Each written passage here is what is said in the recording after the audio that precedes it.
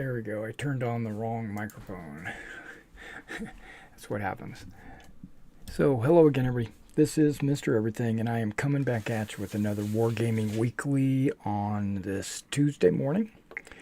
And I'm gonna show what I've been progressing with this week, as well as we're gonna talk a little bit about the rule set and that I'm writing, and we'll be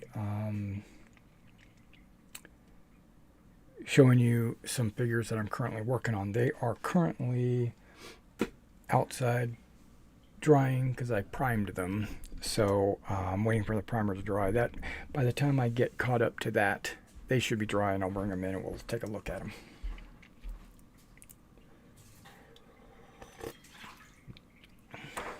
Fresh brewed, extremely hot. So right now I'm just sipping. But it is the cinnamon apple chamomile or whatever it's called by Stash. It's extremely good. All right, so I've got a list of notes here. There's a couple of things I want to talk about, and I have them on notes so that I don't forget. One thing I've noticed is my camera giving me a little bit of grief here. Let's see if I can. Properties.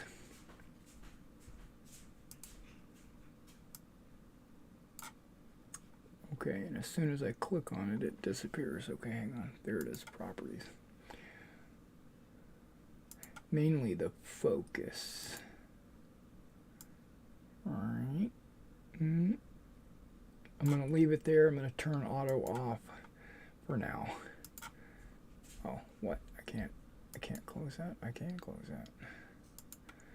Okay. Just so it looks a little bit better. All right. So for this last week, I painted two bolt action models. These are the plastic kits from Warlord. And I was amazed at how easy this went together, especially the side skirts. They went on way easier than I thought they would. And this model is actually really good construction-wise. I think I gave it a 10 out of 10. But this model, a couple of things. There's a lot of things. The instructions on the exhaust, what do they call those things? The mufflers were upside down on the instructions. Okay, the way it's not worded, for one thing, it's just pictures. So I relied on the pictures. Those pictures were upside down, so I had to correct that. The way you mount the tire on the back is they got ahead of themselves. They said mount the bracket to the tire and then mount the bracket to the hull, which is totally ridiculous. I went ahead and mounted the bracket on the hull and then put the tire on, and it worked just perfectly fine.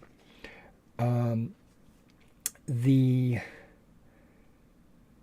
guidance on placing the feelers, right? Because they've got these little rear view mirror / feelers that stick out.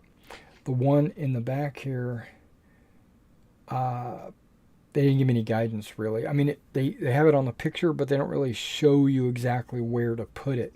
So I had to figure that out. And a lot of these other pieces are just put it out there by eyeball because there's no holes or anything to attach them. Okay, so that was my grief for the top hull. The bottom hull, I'm going to take this turret. Luckily, this turret spins and attaches and detaches with no problem. My last Puma, I felt like it didn't go on very well. So maybe there was a change in the mold or something.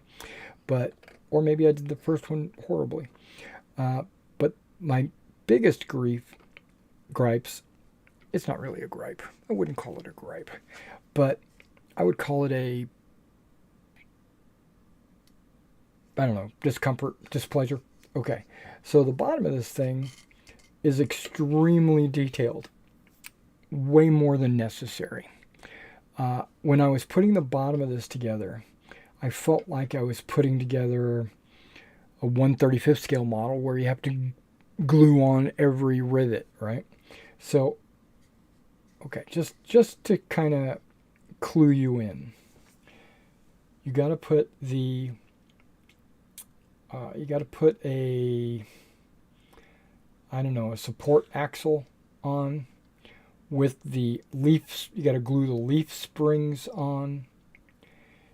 You have to glue the actual wheel axle, which is on a independent independent, what do they call that? Not a transmission, an independent suspension. And then you have to glue this, what do they call those things? A sway bar. You have to glue a sway bar on each one of these. So, and then you got to glue the tire on. What I found was very remarkable and ridiculous is, okay, I went to all the effort to glue the, and I did like a perfect job. I'm proud of myself because it was actually a lot of work. I glued the bar on. I glued the leaf springs on and the individual suspensions. I glued the sway bars on. And then when it came to putting the tires on, the tires are hollow. Why would they do that? If you're putting all this effort into this transmission area, this suspension, that you're putting a lot of effort into the model on the bottom, why would you do that? Why would you make a hollow tire? It just doesn't make sense. Plus, I put more effort in the bottom of this than I did the entire rest of the model. I've built other Pumas where these two tires and the transmission and everything was all one piece. I think actually the first Puma I put together, I think that was the one I was talking about. Because I could have swore the only Pumas I've put together in this scale have been Warlord models. So maybe it was a first generation, or maybe it was the second generation. But this was all one piece, and you just glued it in. You don't, and maybe add the sway bars. That's fine, but there's no real need to do this kind of a transmission for a model that's on the table. You don't really need that. Same thing with like these turret bogey wheels, tank bogey wheels. This is all one piece, and then I glued the treads onto the bogey wheels, and that I can go with. And these are hollow on the inside as well, right? But you'll never see that, and that's fine. I'm not gluing every single tire on. It was one piece. I accept that. I love that. It's a gaming piece. I'm not trying to make a 1/6 scale, stug. This thing came with an extra turret. I could have made an H42, but I decided to do the 3G model. I think it would be more beneficial to. These are going for sale. They're on my eBay store. I think more people would want the 3G than they would the H42, but I could be wrong. And then this Puma is on there as well. And I debated on whether or not to put the commanders because a lot of people will use, or at least I will specifically, right? Will use the commander models as the command models in a multi-model platoon or a company or a battalion or however whatever game you're playing. I usually use the ones with the commander sticking up as the command stand. But what do you guys think of the paint jobs? I took a lot of photo references and stuff like that. I was initially going to paint these like a German green, but looking at all the references, they kept them the oxide, what do they call it? Ochre oxide or whatever it is, the color that they paint their tanks from the warehouse. They just left the cans that color. So I did too. And I noticed that a lot of the vehicles out on the field in action, their mufflers were all considerably rusted. So I went ahead and applied a little rust wash on that. Quite a bit of rust wash, as you can kind of surmise. Yeah, I think that's a good model. Now that it's put together. Oh yeah, speaking of which, one of these tires was either this one or this one. I don't remember. I think it was this one. Maybe broke off. Right? It just snapped. And then I just applied some super glue on there, and now it's good as new. Okay, so these two I've been working on. Let's get those out of the way. They're currently on the store, ready for your purchase. If you need a Puma or a Stug, I did those two because I was finishing up my Grenadier box. I think Grenadier Army. And those two were the models that were in that, so I just went in and blew them, took them out. Okay, what's another thing I want to talk about? The 95th. Okay, so the 1st Battalion, I think it's 1st Battalion, 1st and 95th, yep. The 1st Battalion 95th are finished for my Napoleonic 15 millimeters. These guys are looking good. Remember, I stopped the focus from you getting a very clear picture, so I mean it's a pretty good one right here. Let's adjust it just a little bit so you can see up close. I know because they're 15 millimeters. See, okay, I don't know what I'm clicking on. What am I clicking on? Oh, right over here. Properties. What? I didn't click properties. I clicked activate. Sorry. Properties. Configure the video. Oh. And this microphone might be in my hand's way. Let's get this up here. Okay, let me get this out of the... I don't know, man. I've got all kinds of windows open and stuff like that. Let's... much better.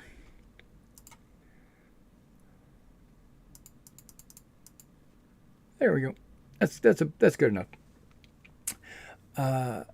We got these 95th rifles. I'm probably going to do a close-up of these on my actual 15 millimeter Napoleonic project. But just so you guys get to see. And it allows the figures outside to prime to dry a little bit while I kill time. Oh my gosh. I keep showing, yeah, here we go. NCO, the Chosen Men, actually. You'll probably see that I did a Wargames Atlantic 28 millimeter 95th rifles box. What's in the box? Those guys look really good. I might have to do some and just put them on the store. Yeah, these guys seem like they might be just a little bit shiny. I might have to hit them with some dull coat. Okay, because I don't like that shine on their fabric. I don't mind the shine on any metallics or, things like that. Okay, where did my properties go?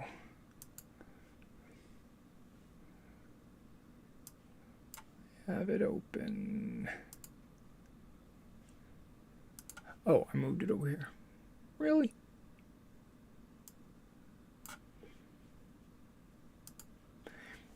Alright, so those guys are my 95th. Okay. So I did all of this week.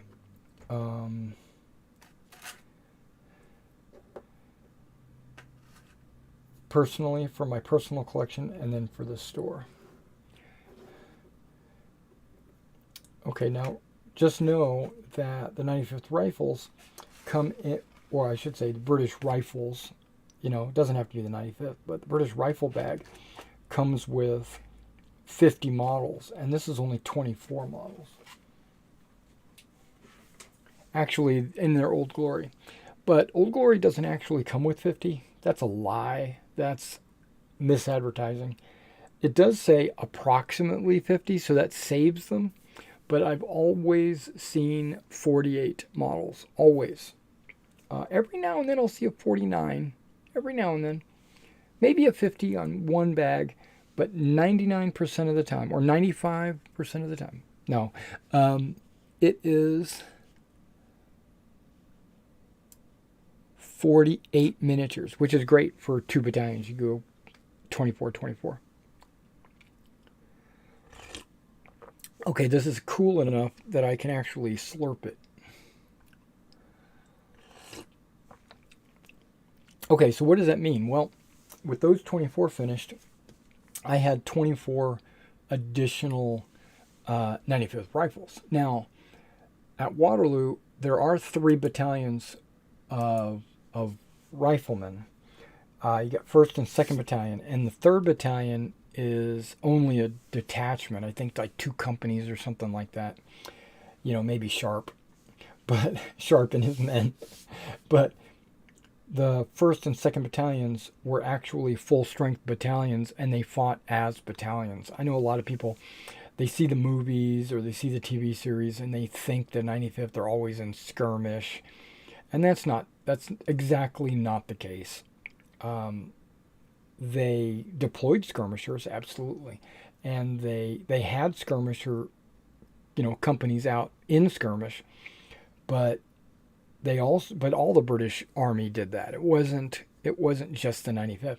The 95th had a core element of companies, and they might have deployed skirmishers out front or what have you, but on the tabletop you should be deploying them or displaying them as an actual battalion.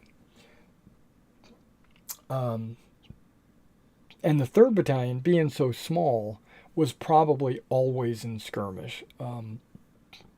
So I could have kept, so my point, I got off on a tangent, but my point is I could have kept those models, painted them up as the 2nd battalion, and then when I had both of the full-strength battalions finished for Waterloo. But I only have 1 battalion, the 1st, at Quatre Bras.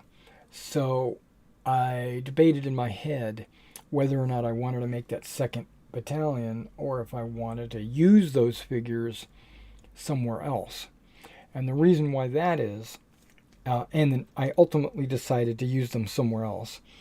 Oh really? Hold on, I got a square, you know, one of these 3M squares that I had a figure on, was because what I'll do is I'll peel them off my popsicle sticks, and this one must have got stuck on the side of the table. Okay, no problem. Throw it away. A little anecdote. So last week you probably saw that I had like 200 models on the table, all Hanoverians, and I was trying to determine which units were going to have what figures and stuff like that. And I did go through the bags, or the hundreds of figures, and I did put them in their Landwehr and their line field battalions and their Jaegers. But it didn't feel right. It felt dirty because I was proxying too many Belgic Shakos for people that should have had stovepipes. And so I was like, this isn't really working out. Or, you know, I was kind of, in the back of my mind, I was thinking, do I need to order a couple of bags of stovepipes to kind of flesh this out? Or do I need to just go with it? Nobody's going to care, kind of thing.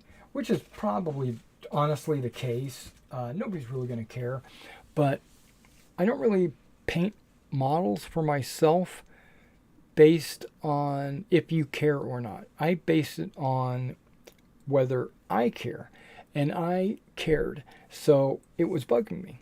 So, but when I finished the 95th, I was like, okay, I've got these extra dudes, and they would serve perfectly as Hanover Jaegers. The 95th Rifles and the Hanover Jaegers have exactly the same uniform. So I was like, okay, I'm going to do that. So I put the remaining 95th Rifles in my Hanover Jaeger battalion, which is a small battalion. It's got 16 figures, so I had a few extra figures laying around. And then I remembered that I was doing the 28th, North Gloucester, and they wear stovepipes as well.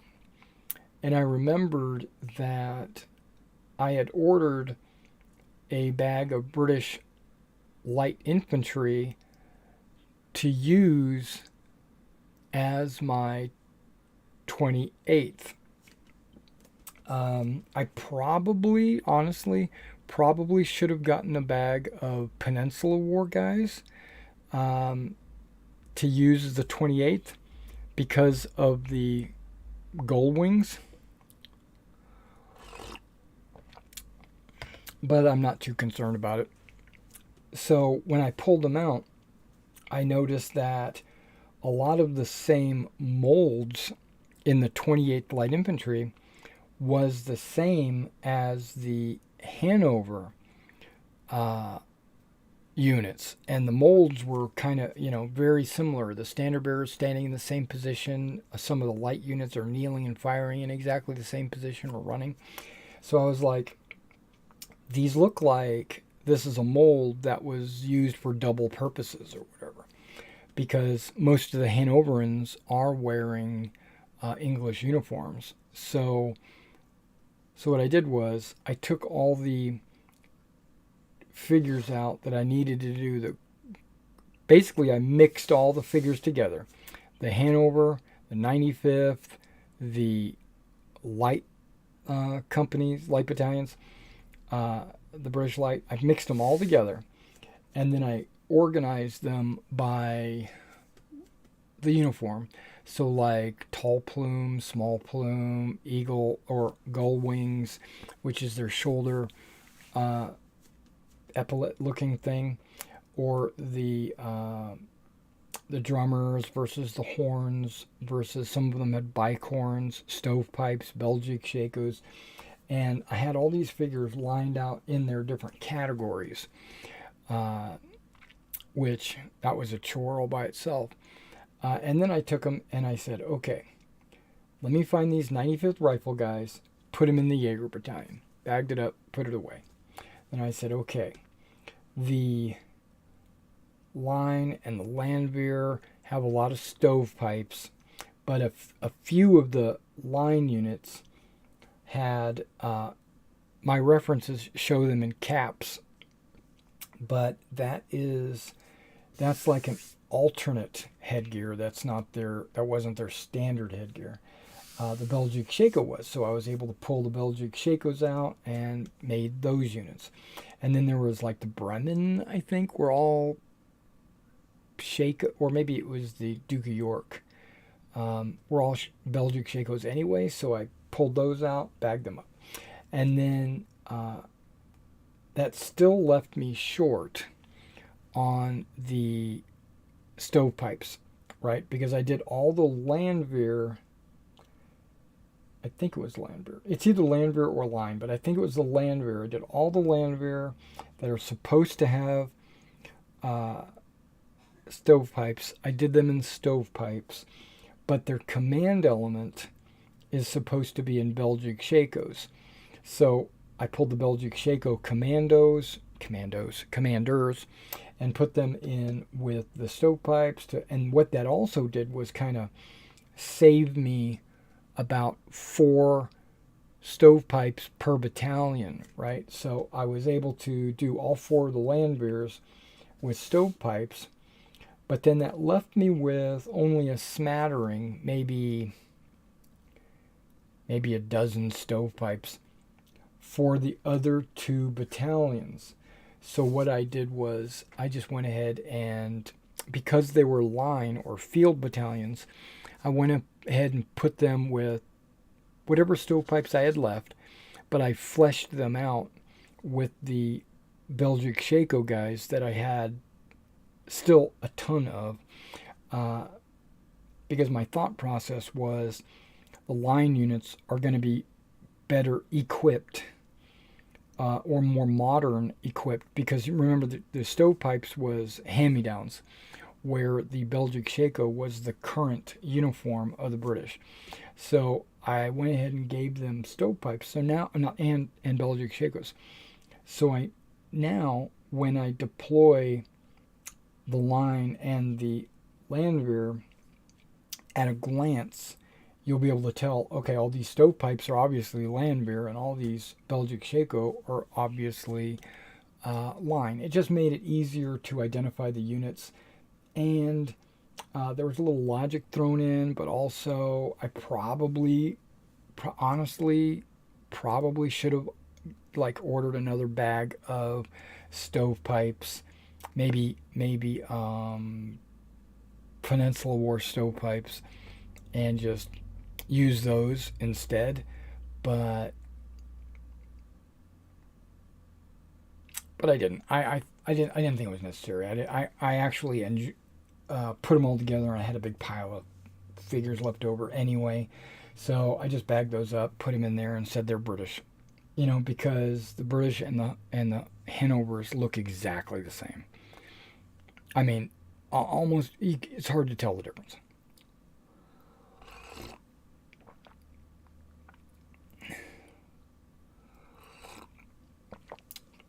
And I've got 3 units being primed right now. I've got the Jaegers, I've got Lüneburg Field Battalion, and I've got the Grubenhagen Field Battalion.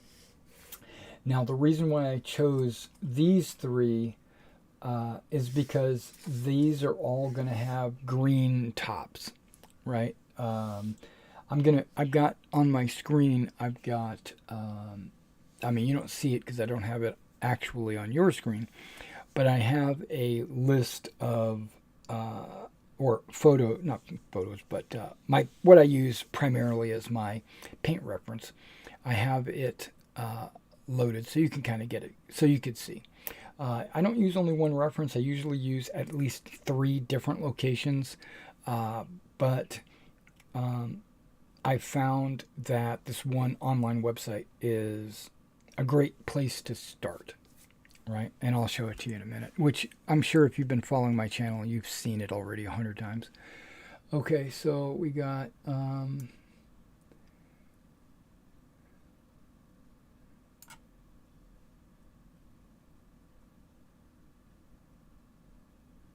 send orders. Okay, my orders are already packed and shipped, so we don't have to deal with that. Don't have to worry about that. Okay, we'll get back to the Hanover guys. That's incomplete. But part of this, the last thing I want to say before I go out and grab those primed figures, which they've been out for about 30 minutes because I primed them right before the show started. And that's usually enough time outside in the weather with this. What do I got? I got Rust-Oleum Ultra Accurate, Ultra Cover Flat White. That's what I'm using as my primer. It's called Painter's Touch. Okay, sorry, they got a million different logos on it.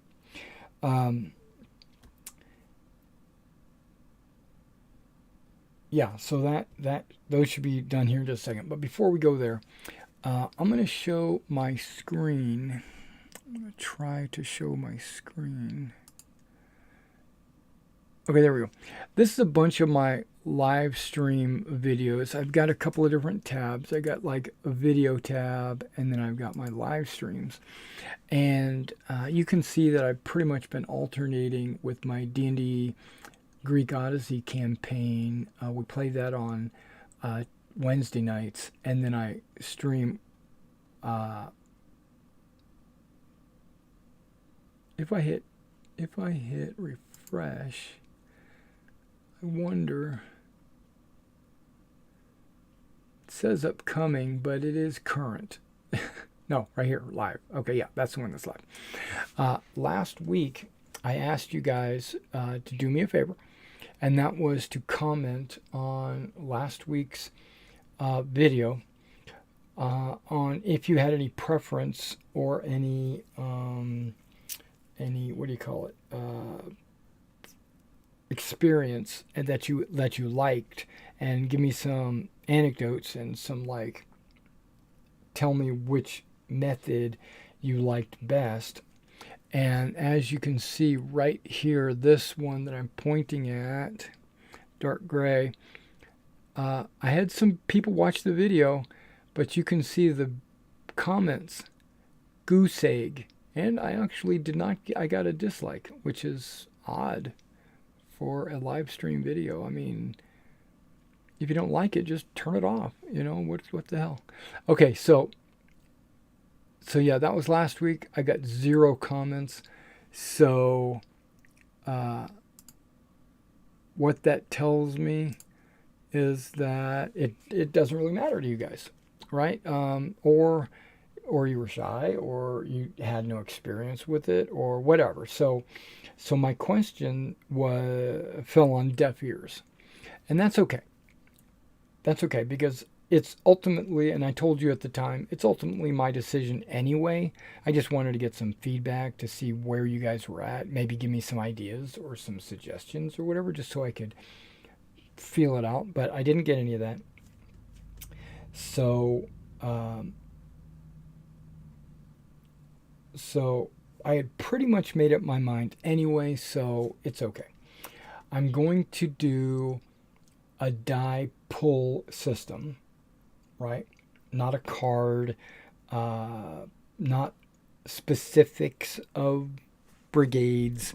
I'm gonna use a die pull system, which means at the table there's going to be a bag, and there's going to be 1 die in the bag per brigade on the table.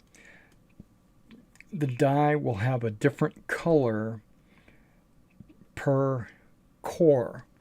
So if you've got maybe the first corps and the second corps, along with a guard corps on the table, I'm going to put 3 colors for those in the bag. 1 for each brigade in those corps. So if first corps has 8 brigades, then there'll be 8 blue dice. If the second corps has 9 brigades, then it's going to have 9 pink dice or whatever. And then if the guard has 4 brigades, then it's going to have 4 dark blue dice or something, right? And then the other side of the table, if the Prussian corps that's coming onto the table has 10 brigades, then I'll put 10 black dice. And if the British and Allies, whatever the first Allied corps, let's say it's got 20 brigades, because there's so many of them, I'll put 20 red dice. Then you shake it up, and then at the start of every turn, you'll draw 1 die out. Based on the color, would be applied to a specific corps. That corps commander will, on his discretion, activate one of his brigades. They would move and shoot and do whatever they're going to do. And then he would put that die next to the brigade commander, letting everyone in the world know that that brigade has already activated for this turn. And then it would draw another die out. Now, it might be the same corps. It might be a different corps. It might be an opponent's corps. It's whatever. And then you apply it. They move. They do their thing.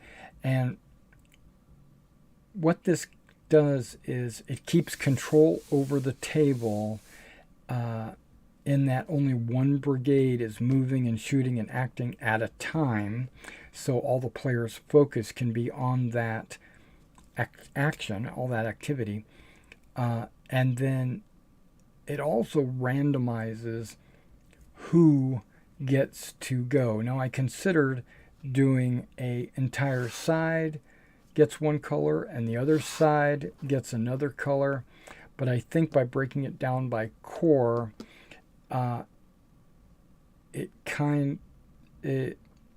that's still kind of a toss-up, honestly, but that makes me feel like it's a happy medium between making this brigade go versus any brigade.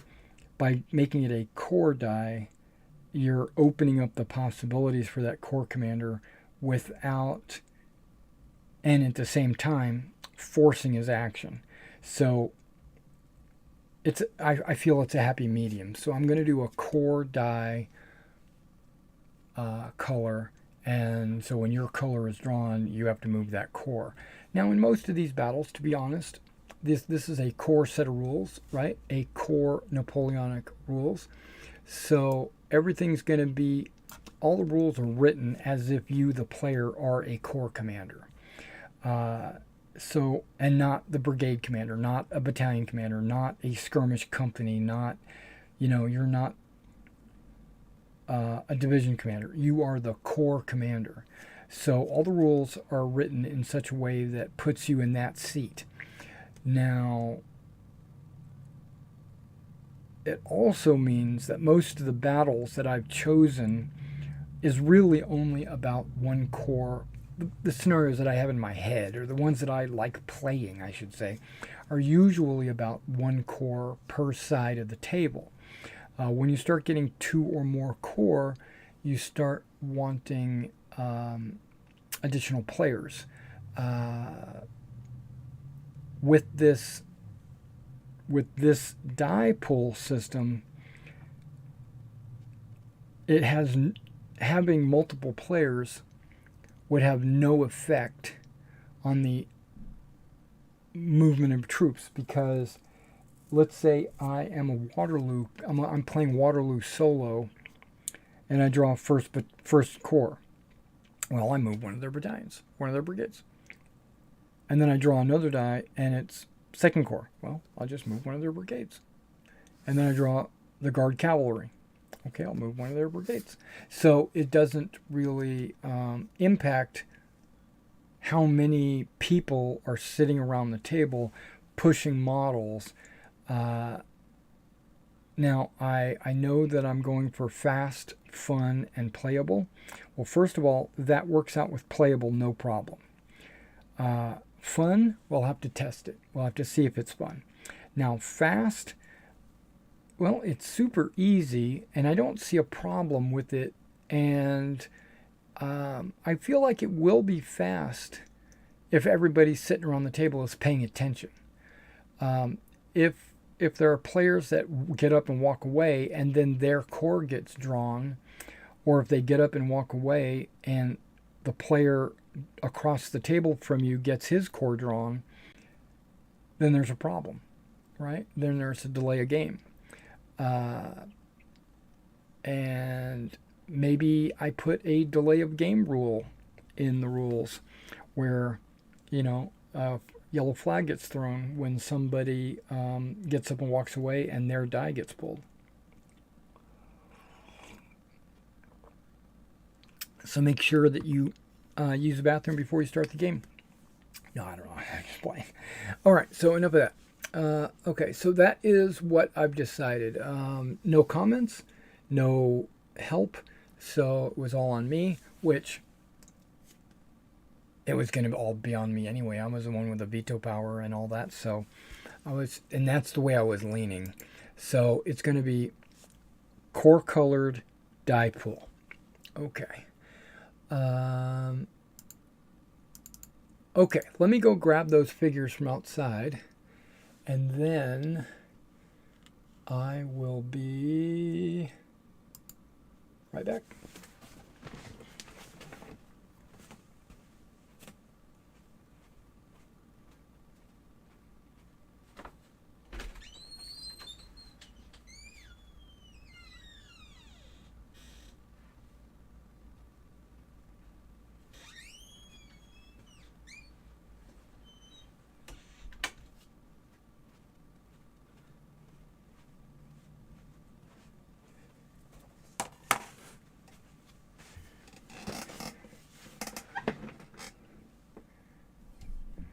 let me adjust my microphone a little bit. And okay, change my eyes.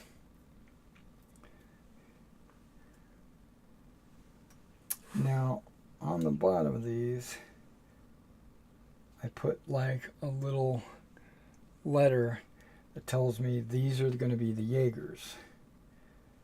And I think all 4 of these stands here are the Jaegers. And I got bad handwriting. My J's look like 4s. Okay, so those are the Jaegers, and we'll get a close up. And basically these guys are all 95th rifles. So you've seen those already. And then I think these are all in order as well. Lundberg. Yep. Lundberg. I put it on the bottom so that when I primed it, I wouldn't cover the drawing. So now that they're primed, once the prime is dry, it's not. I can still feel a little bit of stickiness. When the primer's dry, I'm going to put Lundberg on the top so I know exactly which ones they are. And there's Grubenhagen.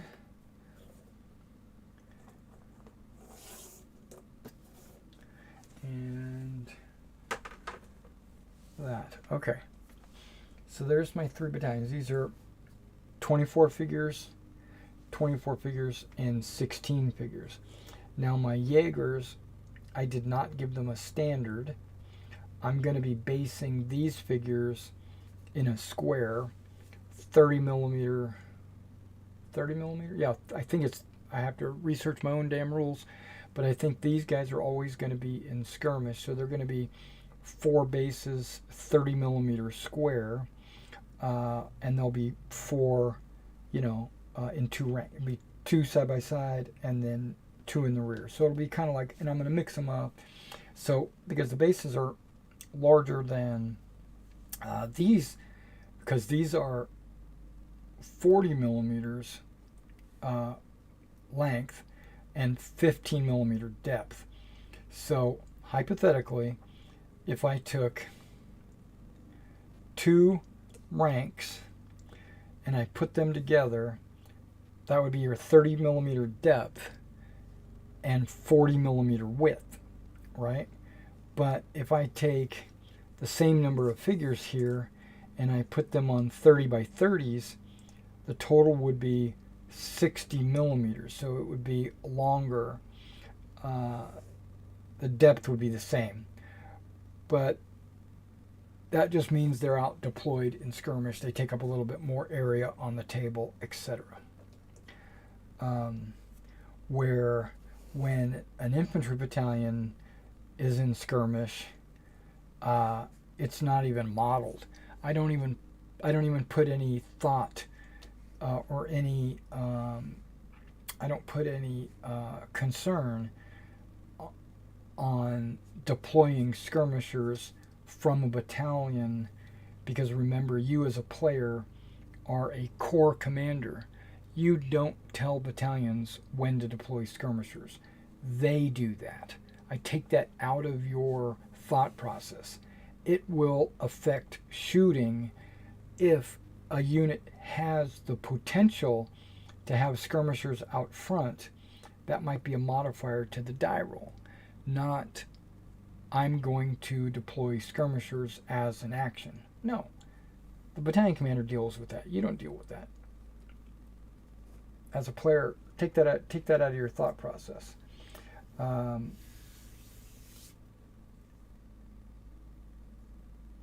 Right. Okay. These guys have standards. They're low standards, but they're standards. No. Yeah. Here we go. Got a standard bearer there, standard bearer there. As opposed to these guys, they don't have standards. All right. So let me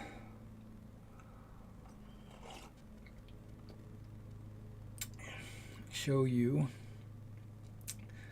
why I picked this lot to do my next paint.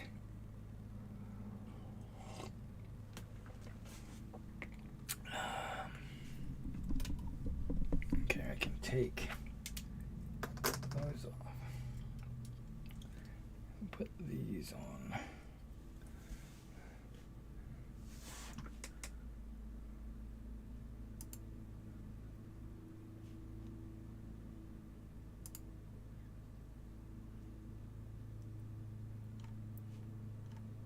Okay, so on this website, you can't see it because I cropped it.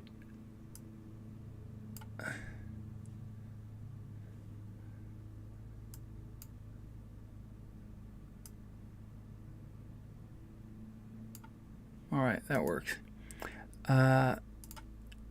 It is Saint-Jean.com, right? And you can see it right there, Saint-Jean, and then if you go Saint-Jean.com. They have every nationality, which you can't see on the sidebar. You've got France, Prussia, Holland, United Kingdom, Hanover, KGL, Brunswick, and Nassau. Which I find a little funny about the French. They put the guard, the line, and the guard, to view the guard, it's right here. I would have thought it would be another tab, or it would be a drop down or something. But if I wanted to see the guard, I got to click that. It brings me to the guard. If I want to see the line, it brings me back. And they're the only ones that do that. Okay, so these guys are Hanoverians, right? And here that they have line, which is your field battalions. You can see they're all field battalions. And then you've got the Landwehr, which is all Landwehr, right? And then you've got light. And there's only one Jaeger Corps detachment, which is the one that I'm doing right now. So let's go ahead and open that up. It lets you know how many men are in the unit. It was in 2 companies. And if you want to see uniforms, you go right there. And there we go. We got 95th Rifles. Okay, they're all green. Now, I have no problem painting these guys with the gray trousers, as opposed to my 95th, which all had green trousers. Well, some of them could have had gray. I just opted not to do it. So I wanted to make them distinct, so I painted them with green trousers. Okay, and then I could use the back arrow, and we can close the light. And line. Okay, maybe not. Line. There we go. So, Lüneburg and Grubenhagen. These are cut, and there's Lüneburg and Grubenhagen. I'm going to show Lüneburg first. It shows you how many men, 617, right? And look at that, green. Now, I could paint them with green trousers as well, but I'm not, because I want them to be distinct as Hanovers. We're going to paint them with gray trousers. And I noticed the Hanover sashes are all yellow. Now, there is a staff, right, which if I felt inclined, I could have used a 95th Rifle Hussar style jacket. But I decided, with the riding trousers, cavalry trousers. But I'm going to do more of the bicorn and a light blue trousers for Lüneburg. Light blue. And there is a secondary officer, which, like on the figures, I've got the primary officer is the bicorn. He's going to be the lieutenant colonel. And then I have another officer. I put a second officer with the stovepipe. Yeah.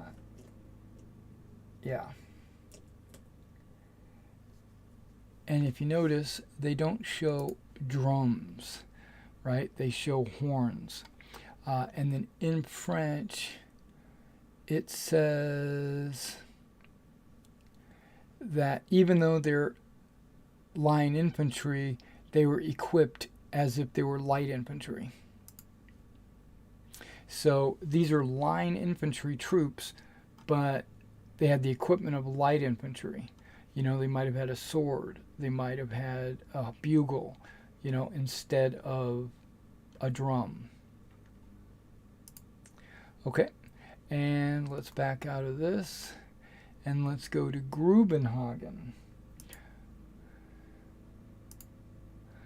Look at that, the same, right? Bicorn, it reminds me exactly the same, and that's, so these two units, and you notice no drum, equipped, they were line infantry equipped as light, wait, yeah, they were line infantry, but they were equipped as light. Yeah, so these guys are going to be gray pants as well. So right there, all these uniforms that I'm doing are pretty much exactly the same, right? We got green, gray for Grubenhagen. Nope, wrong one. Lundberg. Green, gray, maybe a little bit of light blue. And then Jaegers. Green, gray, yeah, yellow trim. So it's the uniforms are going to be pretty much almost exactly the same. That's why I chose all of them, so that I could get so I could knock them out super quick, right? Do it assembly line. So by next week, for next Tuesday, I should have these finished. Okay, let me kind of just show something off here. Line infantry, Bremen. Look at that. This is a mixture. So yes, they're stovepipes, but you can see their command element was in Belgique. This is, but you notice this is a central company, but they still had horns, right? And they had two halves of the battalion. These guys here are the elite companies. If I remember, line campaign, traditional Hanoverian, just like line from Britain, right? And then over here we're looking at the entire thing. They are equipped as line battalions. So, but you'll notice these guys all have wings, right? So I was able to use stovepipes with wings, the light companies, for these guys. Blue pants, very cool. But this guy's definitively a light officer, right? Staff is wearing, they look almost Nassau here. But you can see Belgique, yeah. Yeah, so there's a mixture in this Bremen, which I'm not doing right now, but I just wanted to show you that. But Verdun, okay. Verdun is another one that's at Quatre Bras. And you'll notice, what does that look like? That looks like British. It's just a straight up British organization. They have light companies with the wings and the green plumes. And this sergeant is actually a KGL sergeant, right? And this captain is a KGL captain. So they're blue. So they came over and the blue collars and stuff. They came over as cadre, like training cadre or what have you, and stayed with the unit. Now this guy's the sharpshooter, because you know he's got the sharpshooter and he doesn't have the bayonet out. But staff, probably a bicorn, but not necessarily. I can use the Belgique Shakos, no problem. And then these are campaign hats. Okay. So yeah, so I had to consider all of that when putting each of the battalions together. But I'm kind of excited about it. Yeah, and the Landwehr, just to kind of go back on Landwehr. Lundberg Landwehr look like just your standard British, but they have an officer, right? That's Belgique. And then Munden, exact same.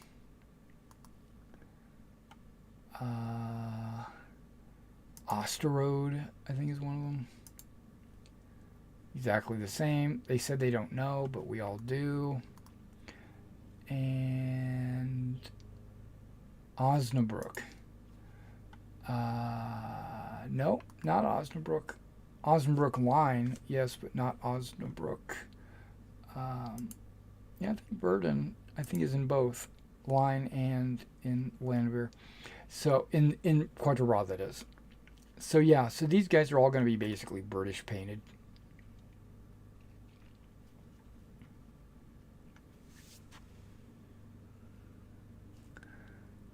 Okay.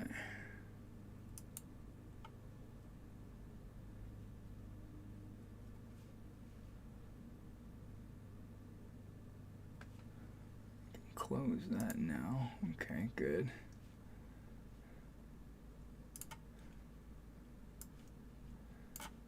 Okay, Dipole, Corps, Hanover, orders, 95th, tanks. Okay, I pretty much went over all my bullet points. I'm just going to close that on this. Now, there is something that I did want to say news-wise. There's a couple of different things. Might not be miniature figure related, so I thought about this beforehand, like how do I want to present this, because a lot of you come to these Wargaming weeklies to see miniatures and miniature figure paint jobs, painting techniques, basing rules, just different variety of miniatures, etc. And so I think the majority of you that come to Wargaming Weekly, that's what you want to see. But I will have to say that my promise to my community is that Wargaming Weekly is not always going to be about figurines. It will be about card games. It will be about board games. It will be about computer games. It will be about just history in general, or rule systems, or game companies, or whatever. It's basically, I want it to be a all-encompassing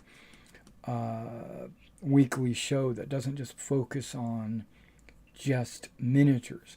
Because I specifically did not name the weekly show like a miniature weekly, right? I made it Wargaming Weekly because there's a lot of different varieties of war games.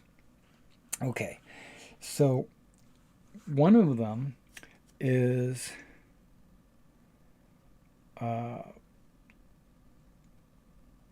okay. One thing I want to say is my condolences go out to the English community, the UK, the British, in that they lost their queen.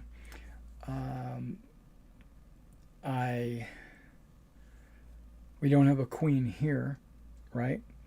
But I could imagine, if we had a president that was with us since World War II, a long time, 80 years or whatever she was she was 80 years old, but probably like 60 or 70 years. I don't know. I'm not well versed, but she was long time queen. And if we had a president that had served in office that long and passed away, I would feel a certain way, right? And so my heart goes out to you guys. I don't feel the same way. She's like not my family member. She's not. She had no direct impact on me, but indirectly throughout the years, I'm sure she did. Various policies, various agreements, various things culturally or economically or financially or whatever. I'm sure she had some impact, which does affect me. So we broke away from the monarchy to for freedom and but we've always had I feel we've always had a kinship with the English because origins, you know. Um,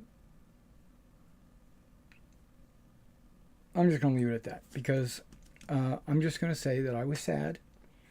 I know how you guys are feeling, or at least I don't know how you guys are feeling, but I would like to think I know how you guys are feeling. And it'll be okay. Life will go on. What is it? Charles, right? Charles should be doing okay. We'll see. He seems like, all right dude. So, um, from what I can tell, which I don't know. You would know better. Okay, but I wanted to put that out there. Uh, and then another thing is, I play a game. Now, getting back to wargaming, I play I play a game called IL-2, which, ironically enough, is a Russian fighter bomber. Uh, but the game is about World War II aircraft. They're branching into the tanks right now, which I think is a good thing to diversify into the tanks, but I don't I don't know if it'll work because their tanks look good and the ground looks good. And, they're doing let me just say they're doing a good job. So as you might know, I play a lot of these style games like War Thunder, DCS. I even played an IL-2 of course, but I also played a game called Wings. Dang.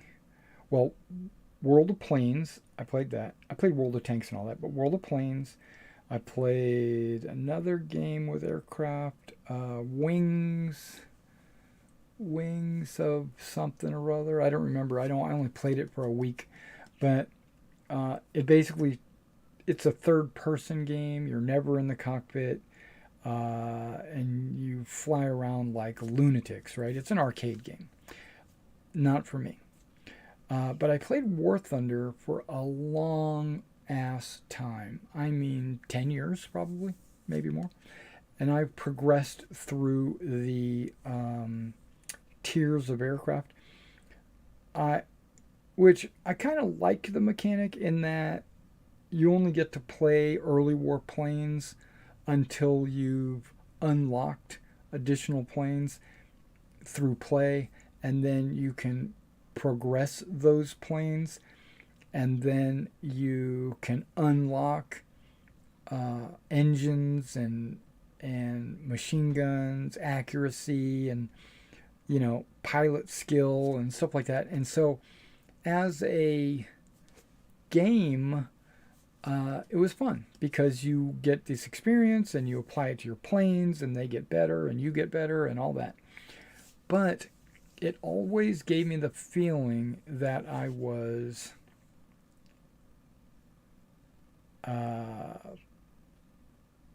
it wasn't immersive. I was playing a game, and that's what it's designed to be. It's designed to be a game. It was fun. It just wasn't what I was looking for. So I kept my eyes open, and then I ran across this game called IL-2. Right? And I'm giving you a little history lesson here, but IL-2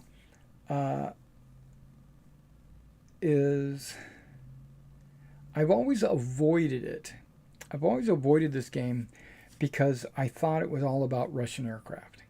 You know, Yaks and MiGs and ILs and uh, all these other, you know, like Stalingrad and Germans versus Russians, you know, and I am not that fan of that theater. I don't enjoy pushing Russian tanks in a miniature game.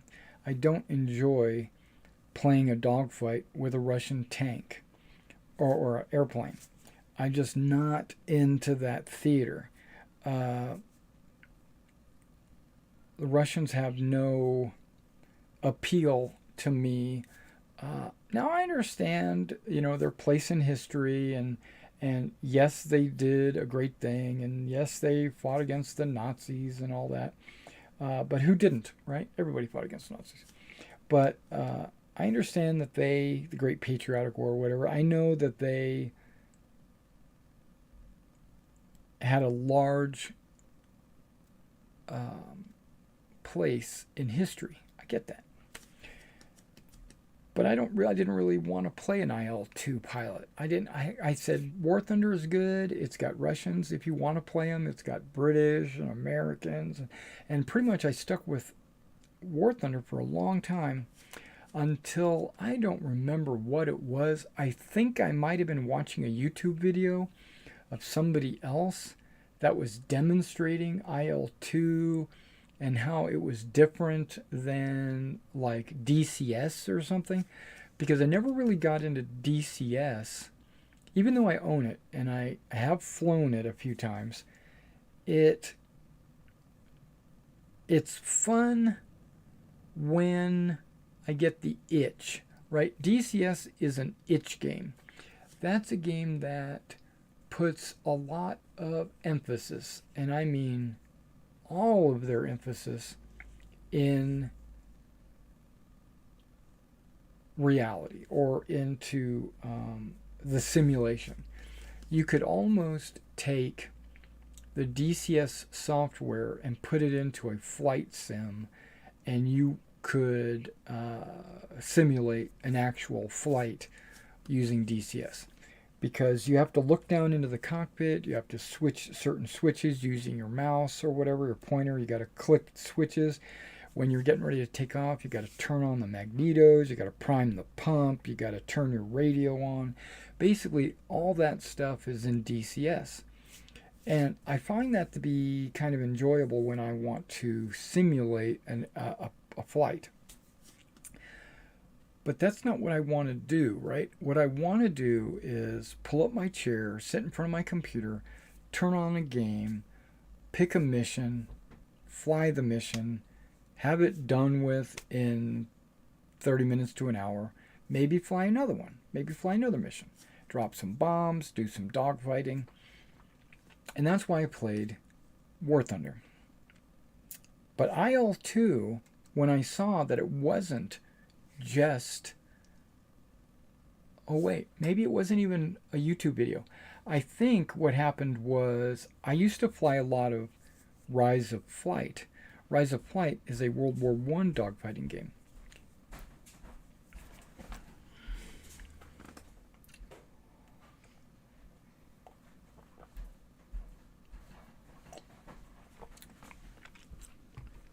And then I saw that the company was purchased by the same people that have IL-2, and they're creating their own World War I game, which was Flying Corps, Flying Circus, Flying Corps, Flying Circus, right? And so I went and I checked that out, and I realized it was the same engine as IL-2. It was the same company and everything, but they had World War I planes. But while researching the World War I planes and the mechanics of the game, it allowed me to see and to open my eyes that this company is not just Russians versus Germans. It had British, it had Italians, it has the Americans and the Germans, of course. and then all these intertwining nationalities like Canadians and uh, Belgique and some of the other countries that were flying the same planes as the British or the Americans. So basically, they just reskinned it with the flag and said, "Okay, you're flying a Belgique plane." Um, and I really enjoyed flying circus. Uh, it reminded me of Rise of Flight, but so I said, okay, let's give it a shot. Let's try this IL-2 World War II. Uh, let's and I got started with Bodenplatte, which is a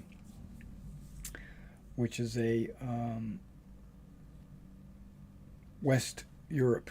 I saw a pilot. I think it was Wolfpack 365. I think that's his YouTube handle. He was flying a P-51 campaign, and I watched a few of those, and I was like, "Oh, that looks like fun. Let's try this." So I jumped into it, and I haven't been playing IL-2 that long, maybe a year, maybe 1 year, and I was taking a lot of my War Thunder uh,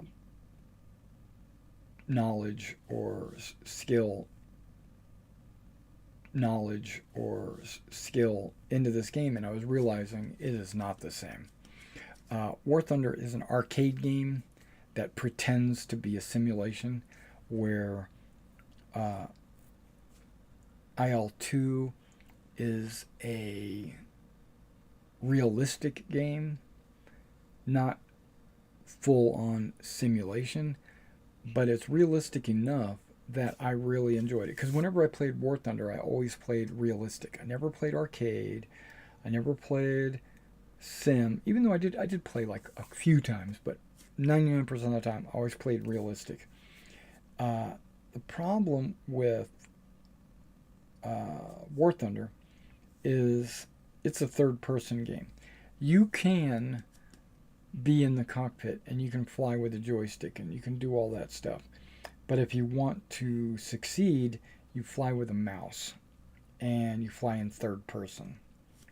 Um, yeah. Well, I run into a wall in War Thunder in the fact that when you play, and I played early on, I would say I played daily. Every couple of days I would play an hour or two, and they go in tiers like 1 through 5, and now I think they might even have 6. They used to have 20 tiers, and they broke them down into only 5 tiers, and then they gave the planes a battle rating, which was the old tier. So and then they give the planes, I don't know why they do this. This is like a stupid, ridiculous thing. They break them down into thirds. So you have 5.0, 5.3, which technically is 5.33 infinite, and then 5.7, which is technically 5.66666, right? And they just round it up to 5.7, and then it goes back to 6.0, and they do that throughout all their planes. And why don't they just, instead of 5 tiers with 20 battle ratings broken down by 3, why didn't they just go with 60 battle ratings? A 1 is a 1, and a 2 is a 2, and a 3 is a 3. But no, they had some kind of mental breakdown, and they decided to go by thirds. But I've noticed that their planes are constantly going up and down in battle rating. Every month they have an update which modifies the battle rating to make it more balanced and playable in tournaments. And that frustrates me. So I basically, and when you pick up the game, you can get all the way up to maybe battle rating 3.0 in a month, right? And then once you start getting to 3.0, now to get from 3 to 4 might take you 5 months. and then go from 4 to 5 is going to take you 2 years of playing every day. It got to a point where it was just too much of a grind. I got up to about 5. I've got a few planes that are in the 8s and 9s because remember I played for 10 years, but majority of my planes are around the 4 or 5 range because there's so many planes that you have to either focus on one plane series like fighters or bombers or dive bombers or whatever, and one nation and just bring it up as fast as you can. But I'm Mr. Everything, right? So I'm playing a little bit of the Japanese, I'm playing some Americans, I'm playing some British, I'm playing some Germans. Basically, I got all different kinds of planes, and that's probably why I hit a wall. And when it started getting to the point where I couldn't level after a month of play, it started to make me feel like I was grinding. It became a grind. I don't mind playing every day if it doesn't feel like a grind. But once it started to feel like a grind, I had to find something else. And I found IL-2. Now, IL-2 doesn't care about your feelings. It only cares about the facts. I love that about the game. It doesn't care that you're trying to play competitively. It doesn't care that you're whining about, my plane's not as good as his plane. Oh, boo-hoo. It doesn't care about that. All it cares about is historically accurate. Is this plane, can this plane go 500 miles an hour or not? Can this plane climb to 30,000 feet or not? How fast can it turn? How powerful are the weapons? It doesn't care about tournament play. Even though there is a multiplayer aspect of the game, it doesn't feel like that's IL-2's name to fame. Now, I watch a lot of these YouTubers out there playing IL-2 multiplayer, and there are a lot of them, and there are a number of servers that you can join, and you can play multiplayer, but it's more of an arena. I've looked at these multiplayer games, and it's an arena. You jump in, you take off, you go hunting for an opponent, you shoot him down, he shoots you down, you reload into a new plane. And that's not, to me, that's not immersive. That's not, I understand there's a different level of difficulty when you're playing a human being. I'm not going to say a higher level, and I'm not going to say a lower level. There is a different level, because I have run into human players that don't know what they're doing, and you can shoot them down with ease. But I've also run into some AI pilots that are way better than me, right? So I've stopped thinking that humans are better.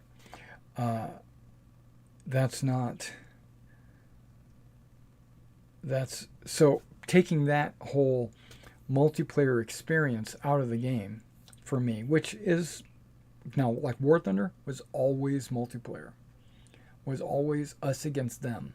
It was team versus team, and it was I've got a bunch of planes, you've got a bunch of planes, we go at it until somebody blows up, right?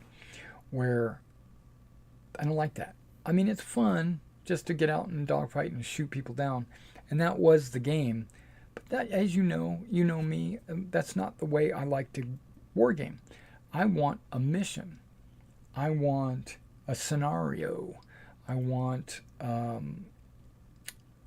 go on I want to have higher command say, you need to take bombs, you have to go blow up this bridge and get out undetected or whatever, and I'm like, cool, now I've got like this lane that I need to go, and I need to do it, and it becomes a challenge. when you take that away from the player and you say, go do whatever you want, go shoot down whoever you want, there's a million planes in the air, go shoot them down, that's boring. That's, even though there's a challenge in the actual dogfight, I consider that skillless. You're not challenging yourself by doing that. But when you put a limit on yourself, saying you now have to carry bombs, okay, maybe I don't want to get into a dogfight, right? Because I've got bombs. Or if I do get into a dogfight and I discard the bombs, I'm sacrificing my mission to stay alive. And that is exciting to me.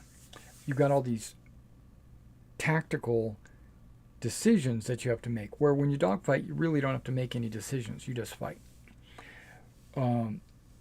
Okay, so I've been playing this game for about a year. I've been playing the Bodenplatte. I played almost every plane. There's a few planes that I have no interest in flying, so I didn't fly them. You know, like the C-47 or the HE-111, or there's a few others. They're in the game, but whatever. I'd rather fly a P-47, you know. Okay, so I'm in there flying, and they announced that Flying Circus number 2 is coming out. Okay, I had to pre-order that. And then they also announced that Normandy was coming out, right? I got excited because Bodenplatte is at the end of 44. It's the start of 45. 44, 45, right there. January, December, right then. So all the planes are late war planes. But I figured, okay, we're going to take a step back to Normandy, and we're going to have some earlier war planes, which, as you know, I'm a big early war fan. So I ordered it, and I see that there's a bunch of planes, which I'm excited about. Early war planes, etc. Not early war. I guess that's mid-war. It's still late war, really, technically, 44, but it's June 44. So I jump in and I play, and so I'm. This is an announcement. Like, I'm super excited for the Normandy expansion, and so I jump in. I mess around. Track IR is messed up, but that's because there was an update to Track IR and I hadn't updated, but now it's fine. Did a tour of the battlefield. You know, I thought that was pretty cool. But I toured the D-Day battlefield, not realizing that there's two battlefields. There's the before D-Day battlefield, and then there's the after D-Day battlefield. Because after D-Day, you know, you got Americans on land, on Normandy, making progress. But before that, it's all Germans, you know. Plus, there's no beachheads or beach landing happening, you know, or supply ships aren't going to France because there hasn't been an invasion or whatever. So there's the early war and the late war. But the big thing was, and this is something that's been bothering me for the last couple of months, and they fixed it. And this just tells me that the IL-2 crew, the people working on that 777, I'm not going to say they listen to the community, but kind of like me, I don't necessarily listen to you. I just take your word under advisement, right? And then I try to make modifications to my rules. And I think that's kind of what they're doing. They listened to the community, took it under advisement, and then ignored some things, which I appreciate. And then they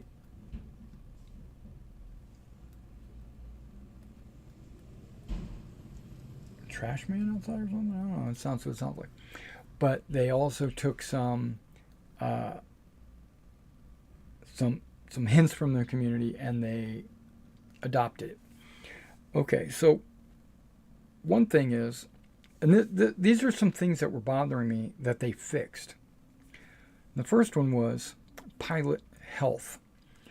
They gave every pilot approximately 400% health. So you would have to hit somebody in the head 4 times to kill them. That's now been corrected. You hit them in the head one time with a 50 caliber, they're dead, right? Um, but they explained why they did it that way. Uh, because the reason why they did it originally, why they gave everybody 400% health, was because they weren't exactly sure which way the damage rating system and how much damage their bullets and stuff were doing to the planes. They didn't know if it equated to the people on the same scale or whatever. So they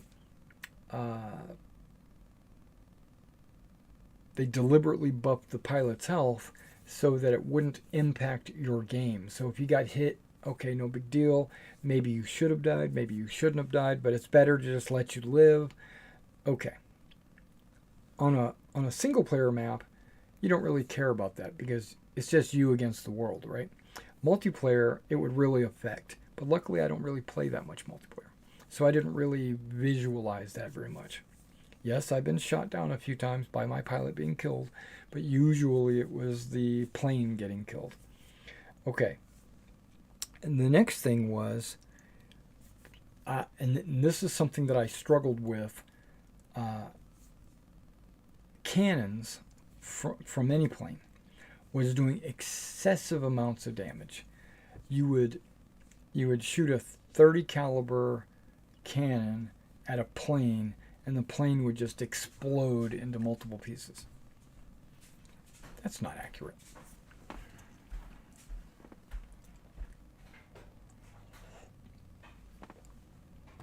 And especially with 20 millimeter, even though I understand, somebody was telling me, and I didn't do any research on this, but the 20 millimeter actually had more explosive power than the 30 millimeter. The 30 millimeter was more of an anti-tank shell, which had more armor piercing. And so it shouldn't explode, but they were exploding to the point where they were destroying aircraft with one hit. They fixed that. They brought those explosive, they call them HE, blast radius fragmentations or whatever. They brought those down to a realistic number of explosives. And I was like, okay, that sounds good. But then and this is not something I really realized was going on. I just assumed it was correct. But they had made all the plane's skins about 3 times thicker than they should have been. So a 1/4 inch skin was now 3/4 of an inch, which gave all planes more durability, more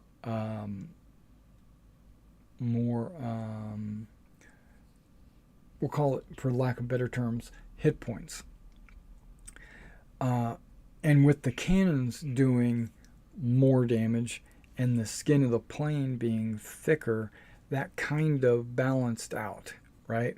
So that was kind of a realistic balance of their explosive power versus the skin of the plane.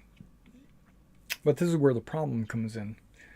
Non-explosive rounds or non-penetrative rounds, like your low caliber machine guns, 30 cals on Hurricanes or whatever, early Spitfires, versus and the 109s and the 50 cals, they were bouncing off of the extra thick skins and not causing any damage.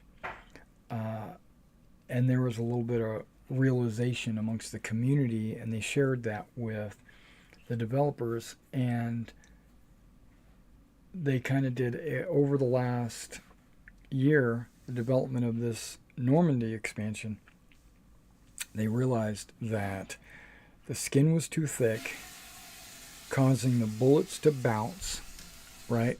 You were just getting sparks or whatever. There wasn't any balance.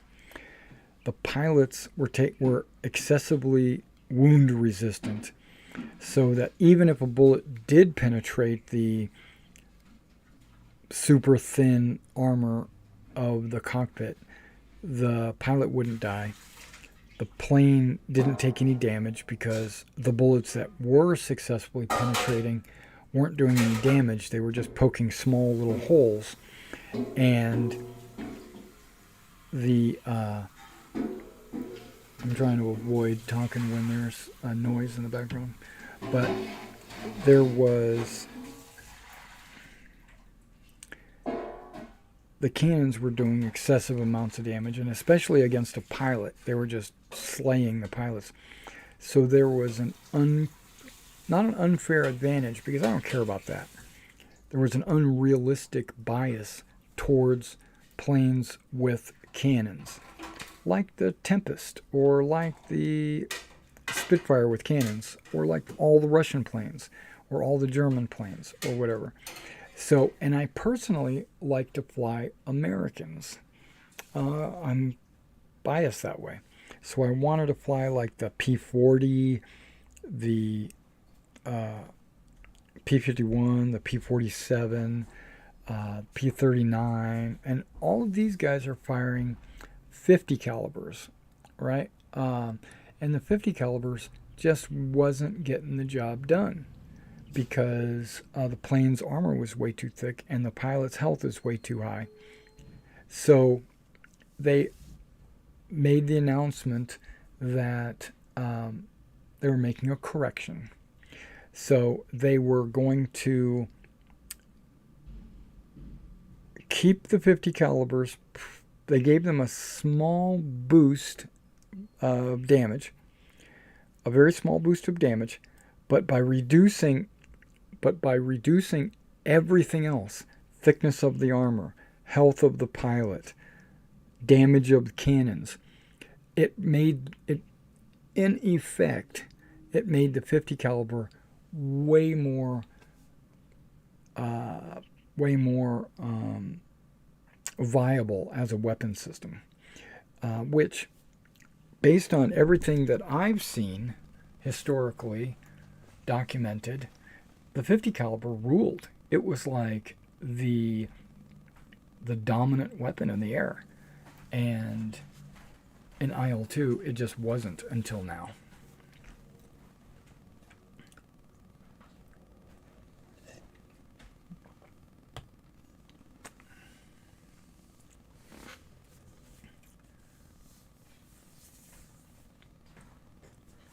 I see your calendar's full over there.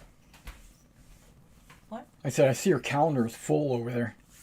Oh yeah, I got a lot to do between now and next and the last. What about 2 weeks? Yeah. Yeah. I'm trying to get like 90% of it pre-cooked. Right. Yeah, she's cooking for an SCA event, which in a couple of weeks it's called Bacon Bash. And she's getting all the food ready and preparing, like cooking chicken ahead of time, freezing it, and that way they only have to heat it up or, do a second cook. Vegetables and all that stuff she's cooking, because she's what they call a feastcrat, which is in charge of preparing the feast during the event. And it's a medieval event, so all the food has to be medievally prepared and all that. Looks like she just went shopping. Normally she wouldn't be here at this time of day because she would have class, but maybe her semester changed. I'm gonna have to find out if that was the end of the semester and if she has a class on a different day now. Because if she does, it seems like we've only been on Tuesday for a month or two, so it doesn't seem like that's correct. But maybe she had a holiday this week or something. I don't know.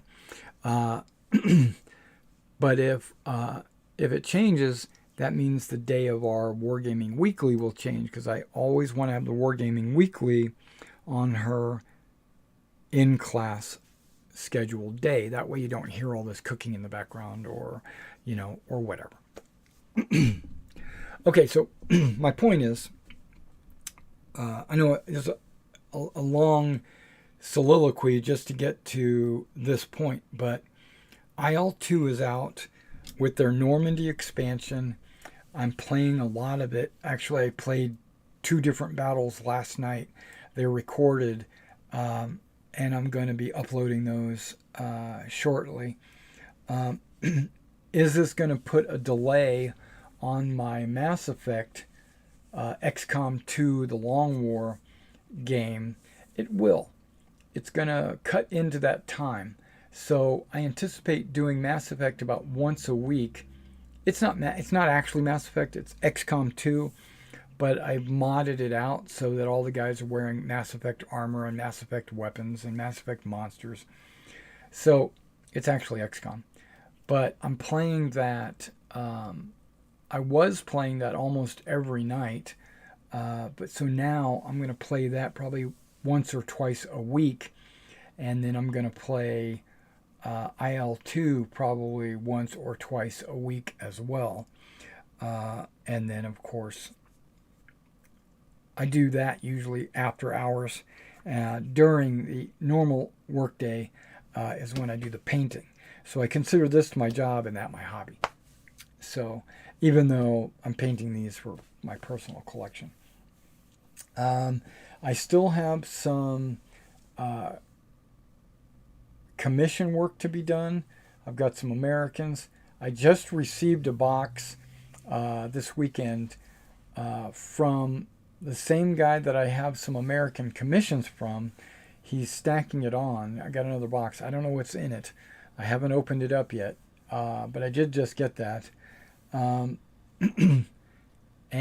I've got another couple of people actually asking about Hungarians and Romanians, which is kind of weird because I didn't think that there was a lot of Hungarian or Romanian love out there, that players needed that.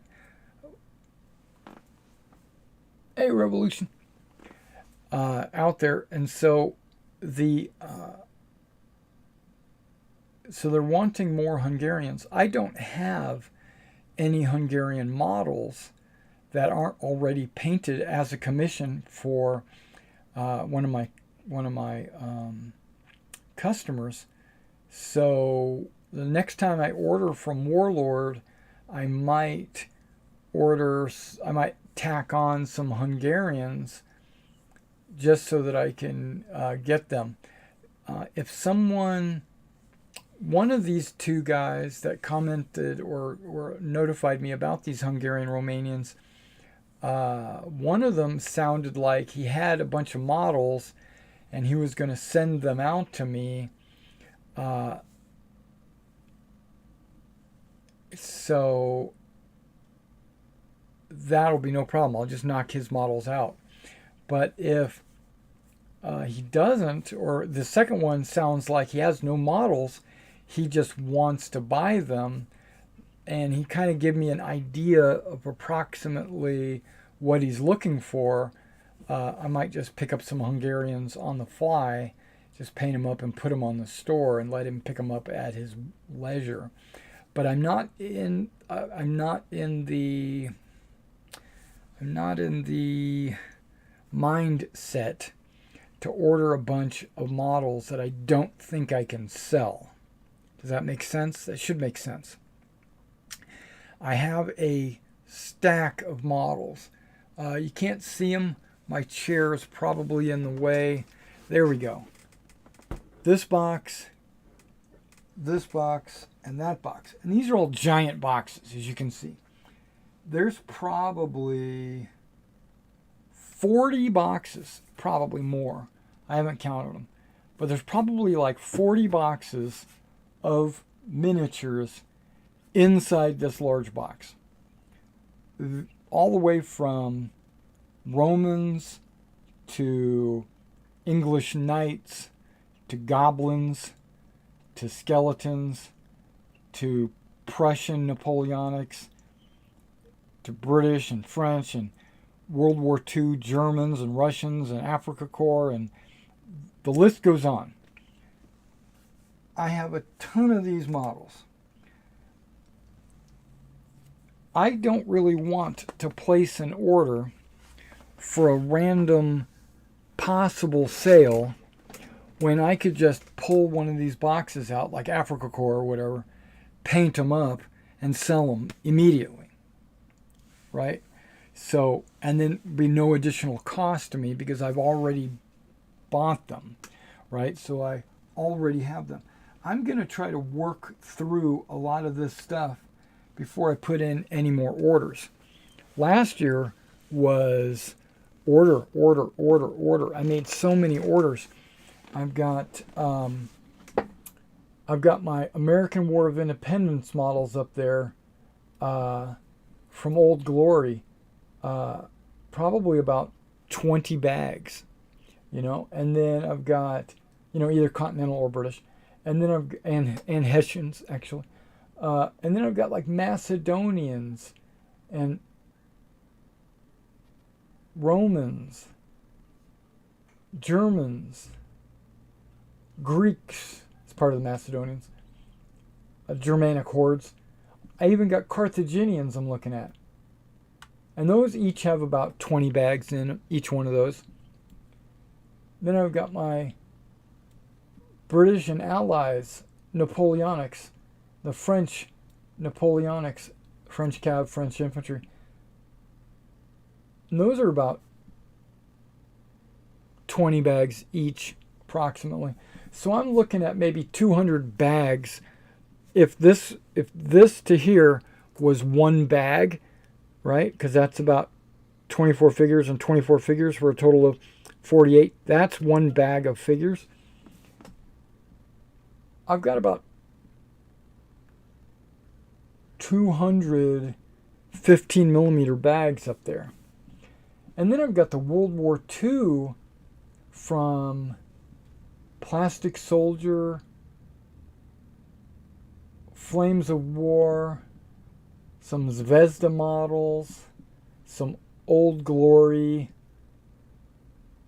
and that's all 15 millimeters. I've got a lot less of that because I went through a lot of that for the convention, so that's actually cut down quite a bit. Oh yeah, 100 Years War. I've got 100 Years War models. Probably only about 10 bags of that though. Oh yeah, I forgot. I'm looking at my shelf, seeing all these figures that I've got. I don't want to call it my wall of shame because I'm not ashamed of it. I'm proud of it. But I've got what was that company called? Forged in Battle.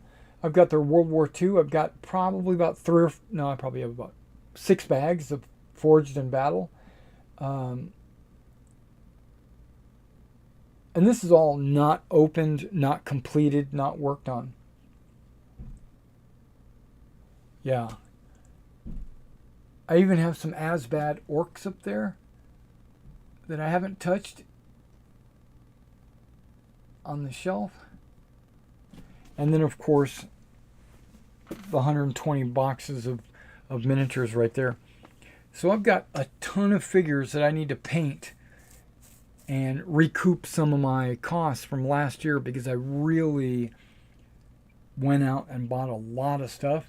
Now about half of them, like almost everything in these boxes, is on my store. So if you just wanted to buy some models in the box, brand new, I've got those. And they're marked down, right? They're 10% under or something like that. But my 15 millimeters I'm keeping because those are all mine. But the 28s that I've got on the table over there, I've got some Americans and some Prussians and some Peninsula British 28 models. Those need to be painted.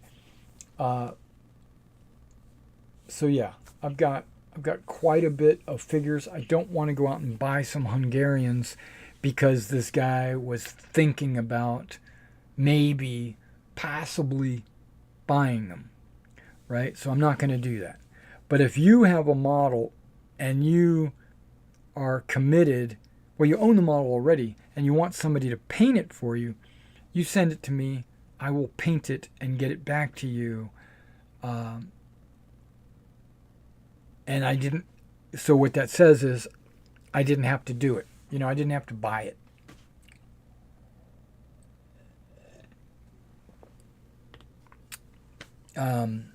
So I don't want to buy. I'm not going to buy any miniatures. Now, hypothetically, let's say you go to my eBay store and you see that I've got this Africa Warlord Games Africa Core box. And you say, man, I really want to get those, but I also want to get them painted. Okay. You let me know. You buy it off the store, or you tell me ahead of time, hey, I want to get those, but I want them painted. What I can do is I can pull them down off the store, pull them out of my box over here, build them and paint them, and then repost them as painted models. And then you could just, because that's what I do with my commissions, is I post them. Now I've been thinking about, and this is something that I struggle with,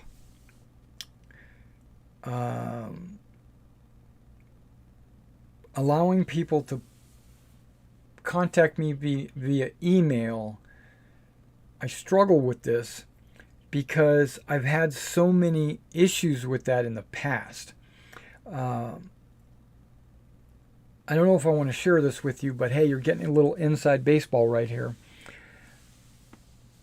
I've had people contact me via email directly, and they would say things like, I would like to buy X, Y, and Z. And I would say, okay, well, this is how much it is. Boom, boom, boom. And they would transfer money to me via PayPal. Great. I would box up their miniatures. I would send them their miniatures. A couple of weeks later, they would contact me and they say, I didn't get the models. I never received them.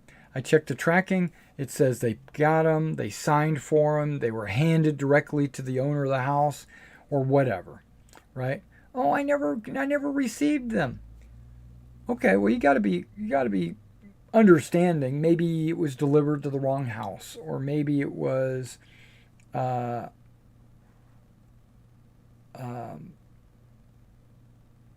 maybe it was signed for by his neighbor, and his neighbor's got it and just wanting to, and he hasn't checked to see if the neighbor's got it for him or something.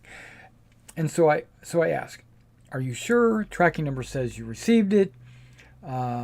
Maybe you could ask your neighbor if he signed for it or whatever. No, man, I never got it. I want my money back. Okay. And then he gets refunded. Happens once, shame on me. Happens 2, 3, 4, 5, 10 times, shame on the world. So I pretty much don't want to do direct, because it's happened to me. There was this one order that I shipped out, which was like $1,000.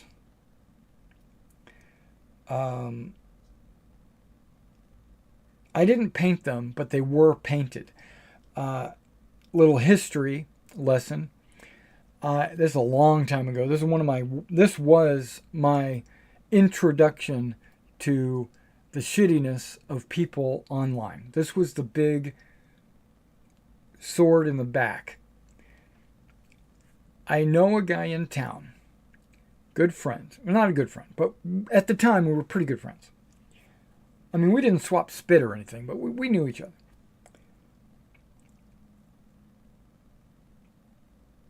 I played a game called Formula D.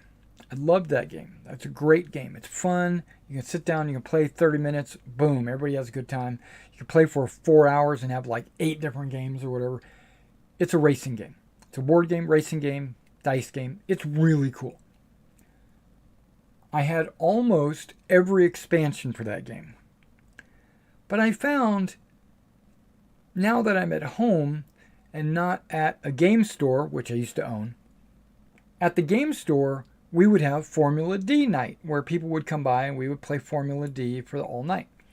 At home, I don't really get that. I might play once a month or twice a quarter or something like that. It wasn't really that much. But this guy wanted all of my Formula D stuff. And I was like, you're going to have to make me a good deal. So he had all these miniatures, it was not Warlord. It's that game, Horde, and there's Horde. What's the sci-fi version of that? There was, where you have Signar, and man, I can't even remember. But it was basically, you had a bunch of squads, a bunch of miniatures. Warframe? No,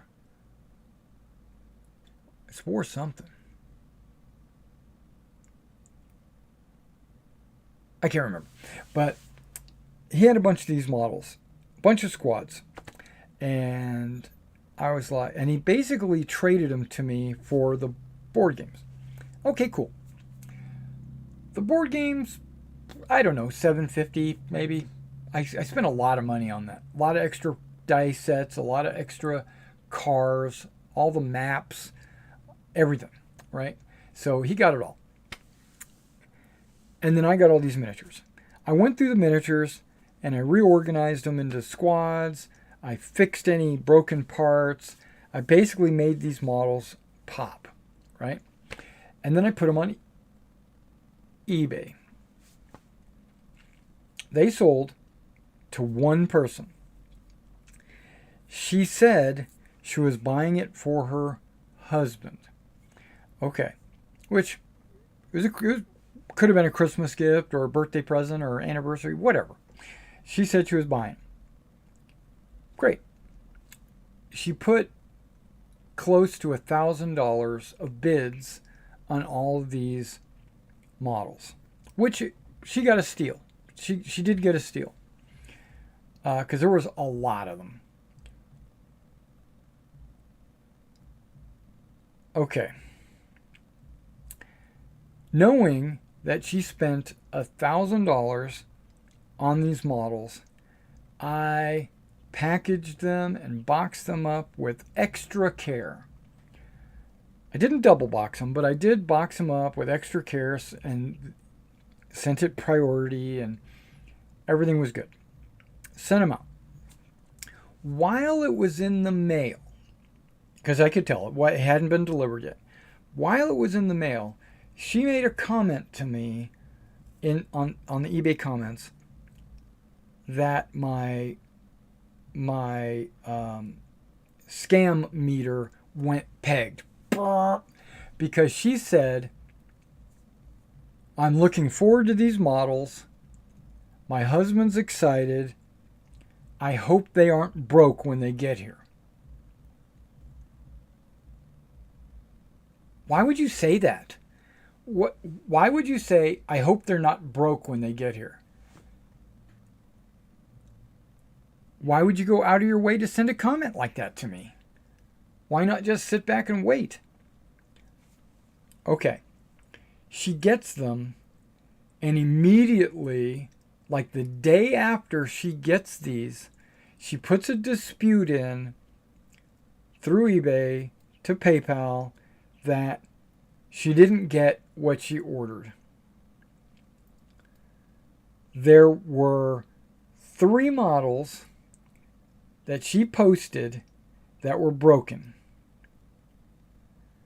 A bayonet was broken off of one guy, a standard pole was snapped off, and another guy had something minor was broken off.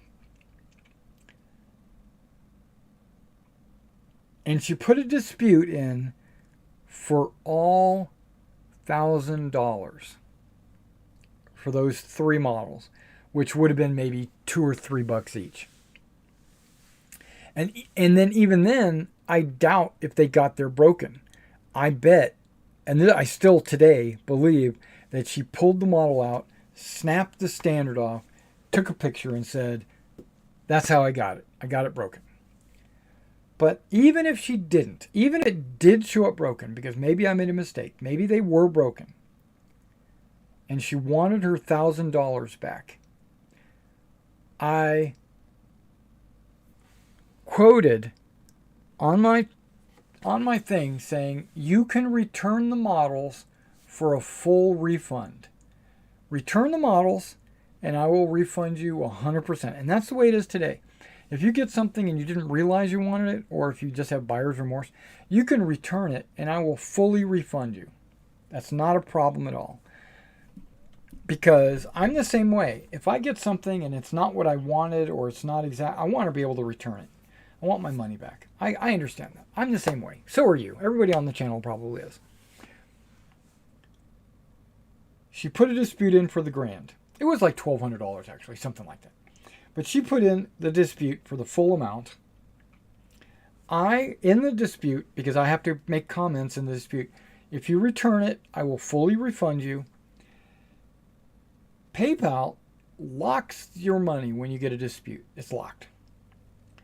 So basically, I don't have that money. No problem. I don't care. The dispute goes through process, maybe 4 weeks, going back and forth, commenting about how horrible the shipping was, how it wasn't packed very well, how almost all the models were broken. It just went on and on and on. PayPal or eBay or whoever, the powers that be, I don't remember, awarded her the full refund without the need for her to send the models back to me. So she got to keep all the models and was refunded. That was a big life lesson for me. So I thought, okay, I'll do this on my own. I won't go through eBay. They won't be able to take my money or whatever. But I've had a few other encounters, maybe 2 or 3, from direct email. I felt like the direct emails were more prone to this kind of action, because now when they dispute it through PayPal doesn't even go through a dispute process. Actually it does, but that dispute process almost always, 99% of the time, goes to the person that started the dispute. Okay, eBay has changed their policy since my big encounter, where now the seller, me, has protection, and I can actually pay for additional protection, which I do. I have an eBay store actually, which includes discounted protection, whatever. We won't need to get into all that. But now if I get a dispute, they'll actually do research and they'll actually hear both sides out, which in that first case, I felt like no matter what I said or how I wanted to resolve it, they didn't care. They didn't want a resolution. They just wanted to transfer the money. And so, but now I've had a couple of encounters where I shipped some miniatures, some Naked Fanatics. I remember this specifically. I sent some Naked Fanatics, and it specifically said, placed in his mailbox, and there was a photo showing the mailbox that it was put in, which was this customer's. Or that was the mailbox of the address that he gave me. And then afterwards, he said, that's not the mailbox that I live at. I don't live there. That's not anywhere near me. If you notice, the city name has one letter difference and it's somewhere else in Pennsylvania or whatever, wherever it was. And I was like, dude, you gave me that address. I want my money back. I gave him his money back. It wasn't that much. It was like $20 or something like that. But I was like, you emailed me that money or that address. And that's the one I sent it to. Yeah, so I don't want to do that. eBay has a address verification. So for you to be able to buy or sell on eBay, your address has to be a post office verified address. And so that's the first level of protection. I'm not sending it to somebody's aunt or somebody's uncle. But now when I get a customer that says, can you ship it to Florida, even though his address is New York, he says, can you ship it to Florida because I'm going on vacation and I don't want to miss it. I want to be able to make sure I get it when I get it. I struggle with that because to me that sounds like you're trying to avoid something or you're trying to get around something. So what I normally tell my customers are, change your mailing address in eBay to your new address, the address you're going to be at. Once it's verified, then I'll ship it to that address. And luckily this guy had multiple addresses in eBay, so he could just switch it to his Florida address and it was already verified. So I was like, okay, cool. I sent it to, because when I hit print shipping label, it prints whatever the active address is in eBay. And I don't want to have to get in there and create my own shipping labels. I just use the function and I go.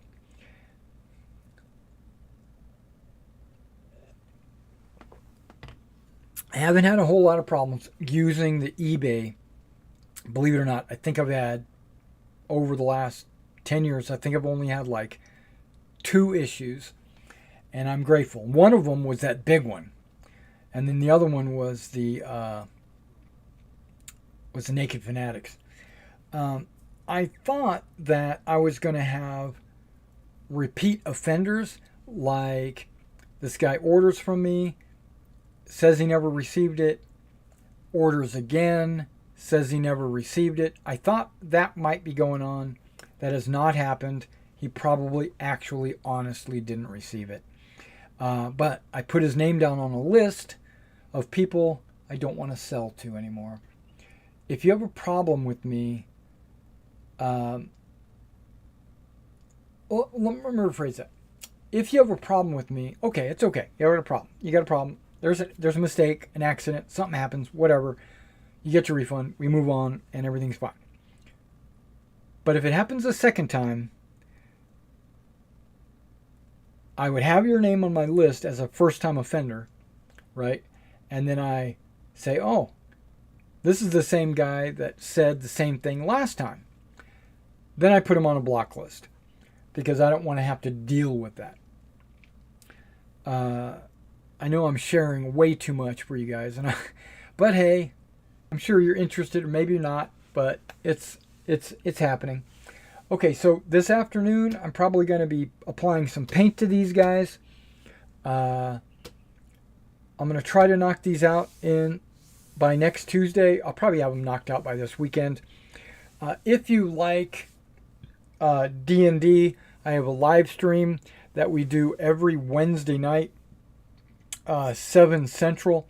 So if you get on at 7 Central, we're playing a D&D campaign.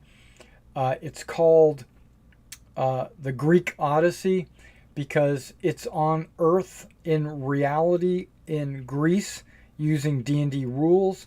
So the action economy, the combat system, character creation, and all that is using D&D 5th edition.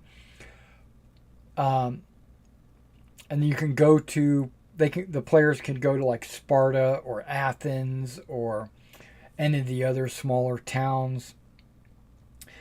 But on an additional layer on top of that, I'm adding the Greek gods and all the mythological creatures that come along with that. You know, like Pegasus and Chimera and centaurs and minotaurs and all that stuff is in the world. But it's, first of all, it's fantasy D&D, but it's in a more realistic setting, Bronze Age. So, and there's magic. There's magic. Of course, there's magic. I mean, you know, what did Perseus, right? He had a magic sword and a magic. Well, what did he have? He had a shield, a helmet, and a sword, right? Yeah. So there is magic items and magic casters and stuff like that in the game. So if you enjoy that kind of stuff, Wednesday night, 7 p.m. Central Time. And I also got like 3 or 4, maybe 3 games already on the books, so you can go in and watch to get caught up. Tuesdays afternoons at 11 a.m. is when I do my live streams for Wargaming.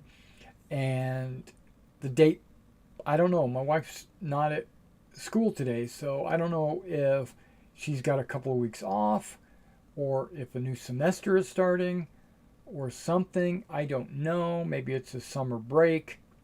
I'll have to figure it out. If I find out that her day has changed, then I will also change my day. But right now we're still on Tuesdays, so keep an eye.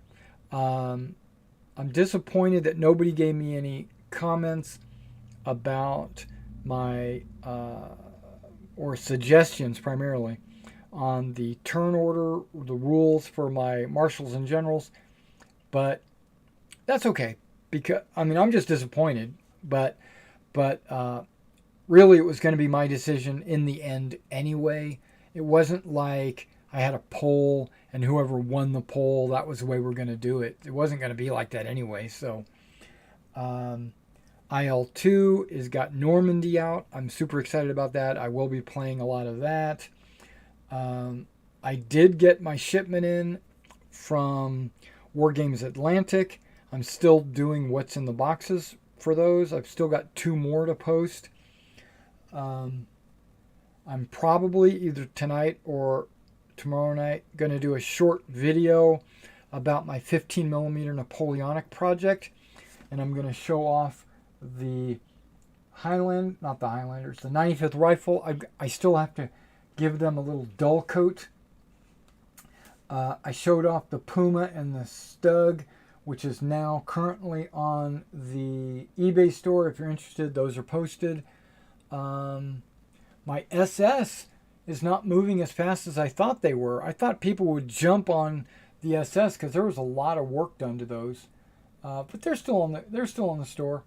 I got a big stack of D&D models that I need to post, and I've got a stack of World War II figures that I don't think I'm going to personally use. I think 15mm still in the bag.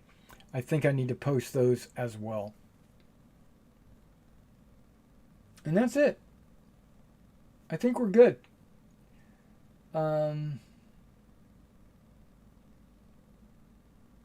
Yeah.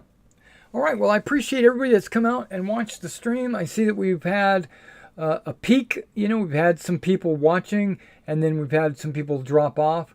I appreciate everybody out there that's come out and watches my live streams. And I just want to make sure everyone knows it's not always about the miniatures. Sometimes it's about card games, board games, role-playing games, computer games, whatever. It's about all kinds of gaming. But my personal focus on this stream is miniature gaming, but I am going to sprinkle in a little bit of other type of gamings.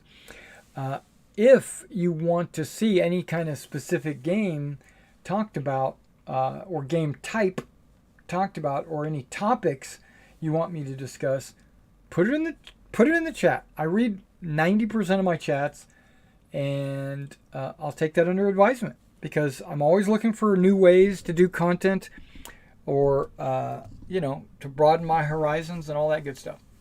All right, guys, thanks for coming out and watching the stream, and I will see you next time.